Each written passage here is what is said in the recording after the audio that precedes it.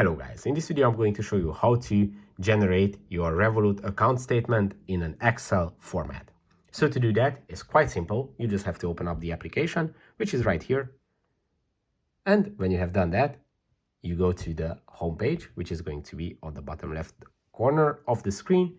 And on the home page, go to More. When you open the More section, you are going to see this menu where you can select the statement, which is going to be the second option.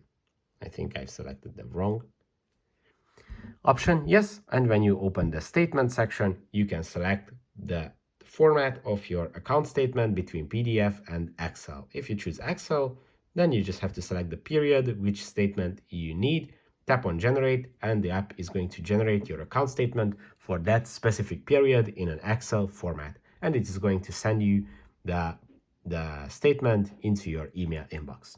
If this video was helpful for you, please consider sending a super thanks donation.